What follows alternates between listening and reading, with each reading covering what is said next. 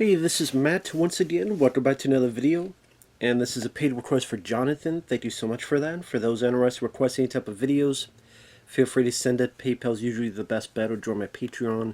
Both links are down below in the info box. And this is for an episode of Scooby-Doo, Where Are You? In this case, Foul Play in Funland. Now, it was very nostalgic to watch this episode because I did grow up a Scooby-Doo fan. Now, obviously, I was not around when it debuted, because it debuted like in November, like 1969. I forget the month, but it was like 1969 it was around for about maybe 3 seasons. But then became this phenomenon that has lasted throughout the years. I mean, they still once in a while come out with a direct-to-video, or I guess now, if they do a direct-to-streaming Scooby-Doo movie. I don't remember what the last one was, but there was like Scooby and the Courage the Cowardly Dog. There's that movie I still haven't seen, Scoob. I think they were supposed to do like a sequel, and then that got canceled. Or it was filmed and they put in the trash like they did Batgirl or something like that. But anyway. But we would have tapes from my aunt who would send us these tapes of Scooby-Doo. And you would see a lot of episodes like this. Same with like Scooby-Doo and the Boo Brothers, the Scooby and Scrappy shows. And it's funny, like to this day, a lot of those shows, they don't have much of a physical release. This show does. Has, I think it got a Blu-ray. I know it got a DVD. But like a lot of the shows only lasted one season. It was weird with Scooby. It's like they would do a show, it would last one season, but then the next year or two, they would just do a completely different show. And they do, well, why don't they just keep the same show going for multiple seasons? I mean, this did, but there was like I don't know, it was weird. There was multiple ones. There was one where Scooby, Scrappy, and Shaggy. Then there was another one where they added Daphne. Then you had the 13 Ghosts of Scooby-Doo, where you had Vincent Price on for the ride. And I think even some of those one-season shows are still not available in physical format. Or if they are, they're scattershot in various like different DVDs, and even if you grab all of them, you won't have all the episodes, so your best bet is to find them online. But anyway, this is the original, which I still think is the best Scooby-Doo show, because it had the format down pat. And I don't know, maybe 3 seasons they knew that more than that the formula was getting dry, was getting old, cliche.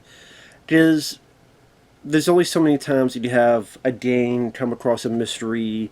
There's only so many times you have the repetition of Scooby and Shaggy wanting food and chased by the bad guy. More times than not, they find it. It's someone under a mask. I would have got away with it too if it weren't for you meddling kids and your dog. Velma losing her glasses, so on and so forth. So maybe they figured, well, we'll take a break, or we'll cancel it, or whatever, and then we'll have another show, and it'll seem fresh because you added a new character or something else happened. But I would say the reason this original show is my favorite of all the Scooby-Doo shows is because, again, they had the formula down pat. And I thought that the environments they showcased had that supposed to be creepy aura. Granted, it's not creepy nowadays, but it's haunted houses or amusement parks in this case, and I think the music fit for the times, and the voice work. Casey Kasem as Shaggy, and Don Messick, I will always think is the one and only voice of Scooby-Doo. And that voice of Scooby-Doo is so entranced in my brain that I know it's not a fair assessment, but anytime throughout the years someone else would be Scooby-Doo, it just doesn't sound right. Now, granted, There are other people that played Shaggy. Matthew Lillard. I think Matthew Lillard does a great job as Shaggy, and I enjoy. He's one of the few things I enjoyed in the live action films, and even the first live action film I can watch. I can have fun with. There are scenes I don't like. I don't need all the fart scenes and stuff. But the first Scooby-Doo film I can enjoy for what it is. Second one, not so much. But Matthew Lillard is a plus. Then he would voice him in some of the cartoons, the animation. He was a plus. I do enjoy him. But yeah, as Scooby, like I said, no other voice actor, whether it be, I think, I'm trying to think of the names of them. God, I can't think of it now. I think Frank Welker, who voiced Fred, I think he voices. I think he voices Scooby nowadays. I'm not sure. Don't quote me on that. Don't quote me on that. But it just doesn't have the right sound, the right fit. I don't think no one will ever have it. So it does take me out of later future productions of Scooby. I know that's not fair, because Don Mez had passed away quite a while ago, but it's just how it is for me.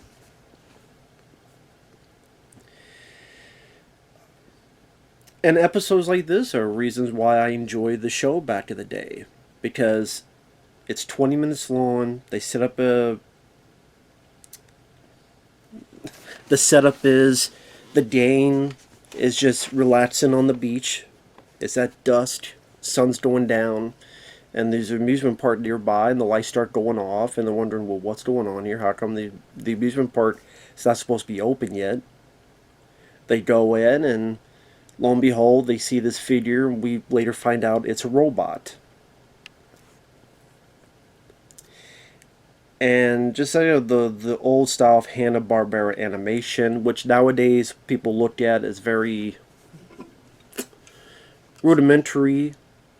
You know, the walk animation where the background just kind of going, and maybe at times will repeat, especially if they're running. The animation errors, sometimes when people are running, they're talking, but their voice doesn't move, like their mouth doesn't move, but you hear their voice. Like there's one bit in the episode here where they're on a roller coaster, and they're being chased by the robot, the Scooby and Shaggy. Now they're supposed to jump off, I guess, to another roller coaster, but the shot doesn't move, and so like they're going down, they jump off, and then they're going back up again. I'm sitting there going, so what? The two roller coasters were coming and they're ready to collide, and they didn't collide for some reason? Just like it's the same track, they jump, that it's a roller coaster going the opposite way on the same track. But yet it's supposed to be they went on a different roller coaster when it's the same track. So that means the roller coaster went down, they disappear, and then they went back up again. I'm like, what happened to the other roller coaster? Did it jump off the rails to get out of the way for the other roller coaster? So you have stuff like that that just either they didn't pay attention to or they didn't think about when you watch it again. Weird choices like a laugh track, which I think is a weird choice for an animated show to have a laugh track. I know a lot of sitcoms back in the day had it. Once in a while a sitcom nowadays even does have it, but it's even weirder for animation. Because at least with sitcom you can maybe imagine it's a crowd watching it if they're performing in front of a live studio audience, which wasn't always the case. Sometimes it was, but sometimes it was just, put in later. But animation, that's not the case at all, so they figure, well, if it works for sitcom, why not do it for animation? But yeah, it just doesn't fit. But I like the environment of the amusement park. Again, it's great hearing the voices of Don Messick as Scooby, Casey Kasem as Shaggy, the voices of Daphne and Velma and Fred, all in their prime, very young. Again, this was 1969. So it's crazy to think of just how long ago this was.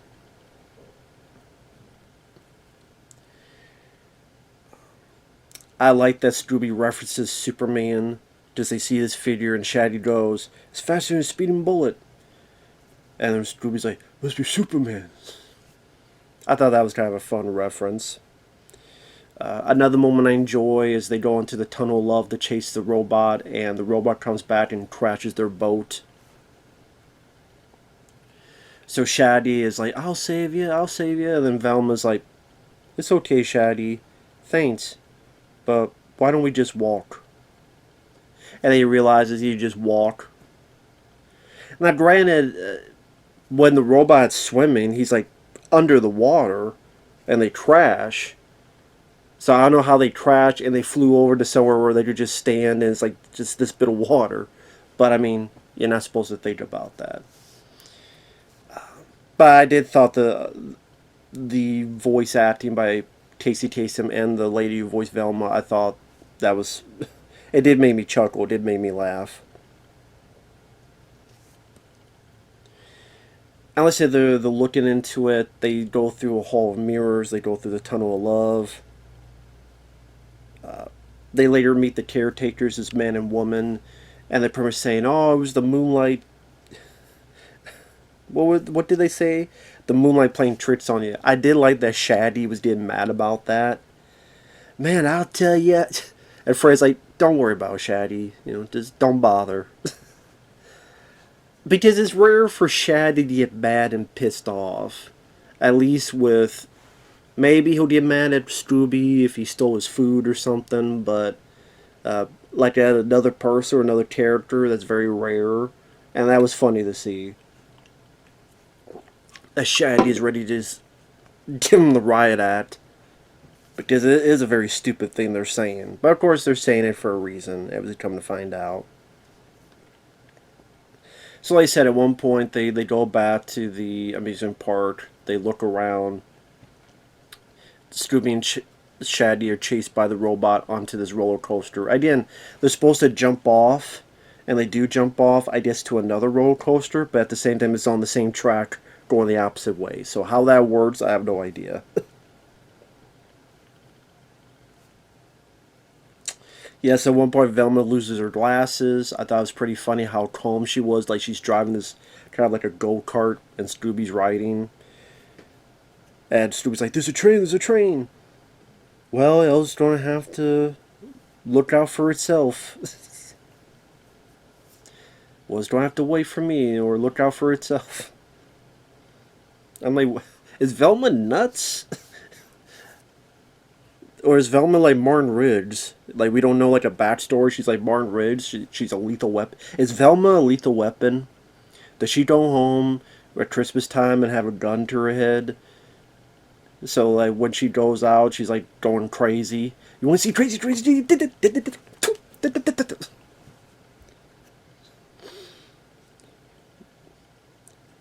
I need to do that without my glasses. But she's pretty calm in this situation.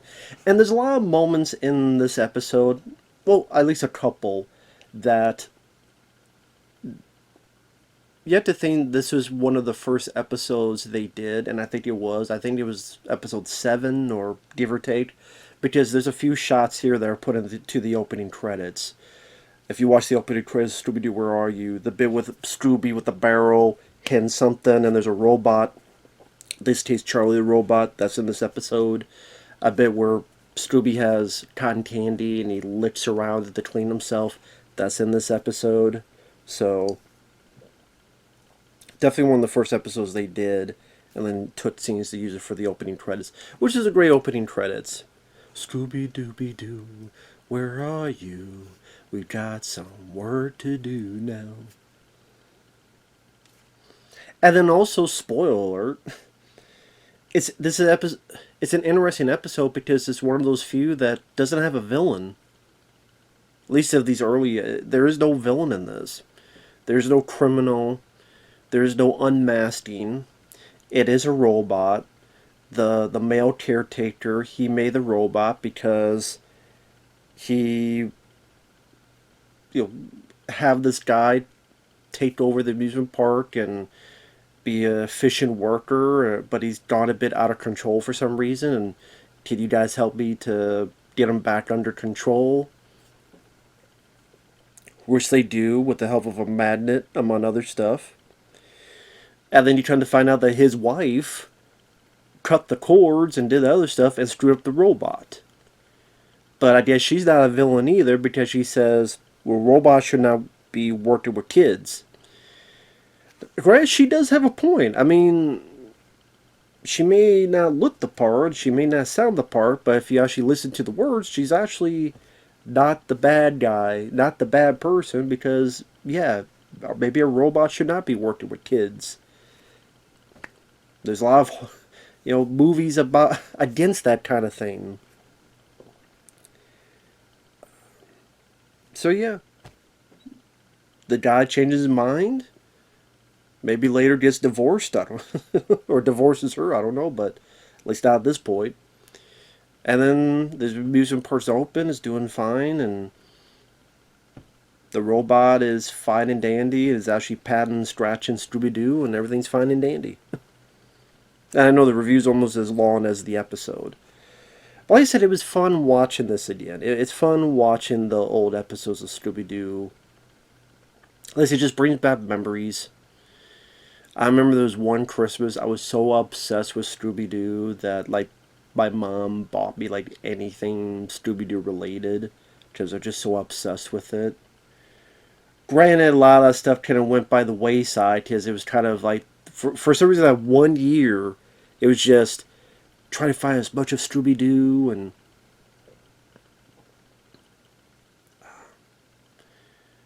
it kind of went away. But it does come back a bit. I mean, like I said, I love Scooby-Doo and the Boo Brothers. That's my favorite Scooby movie. I like Scooby-Doo and the Reluctant Werewolf.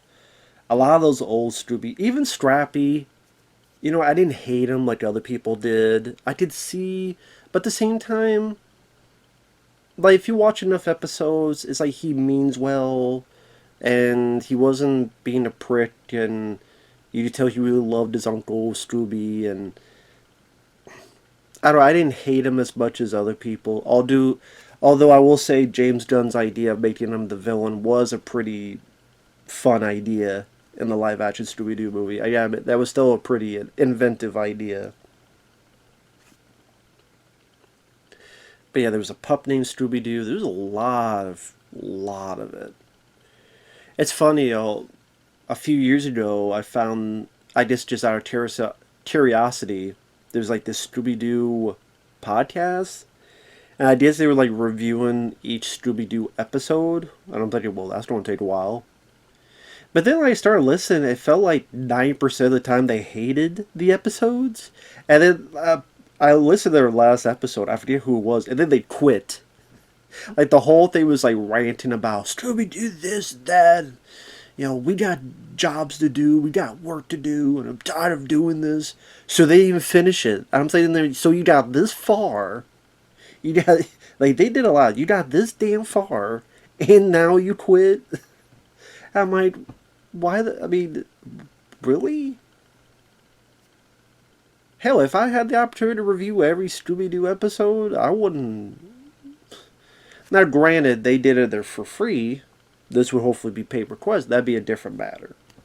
So, but I mean, if you're starting a podcast and you're doing that, like, you would think the reason you do that in the first place is because you love the show or the characters. But I don't know. They love maybe the first I don't know. This is very weird. I forget what it was called. It was years ago when I saw it or listened to it, but it was just pretty funny. Like, the last episode, just kind of ranting and stuff. Especially the lady. Like, I forget her name. Anyway. But yeah, like I said, it was interesting that this had no villain. It was interesting that this had no unmasking, which was usually typical of these type of early Scooby-Doo episodes. Of course, you have the quintessential Velma losing her glasses moment. You have some entertainment moments where Shaggy, who I would say is my favorite character. Nice environment at the amusement park. I don't mind the look of Charlie the Robot. It's nice design of the robot. Simple but effective. Doesn't have a song. I know some of them has like a song and a bit chase scene. So it doesn't have some of the stuff you would see, like the chases where they go into this, then they go out of this door to this, and they go out of this door to this. Or a bit chasing where you have like a song in the background. It doesn't have those. So it doesn't have every, I don't know what you call them, trope of a typical early Scooby-Doo episode, but like I said, this was fun to watch again. Like I said, nostalgic. And brought a smile to my face. Nice. Let me put it this way. It was like seeing an old friend again in Scooby-Doo. Seeing an old friend again. Hey, it's been a while. It's been a while. Thanks for watching. Take care, everyone. We'll see you guys later. Bye-bye.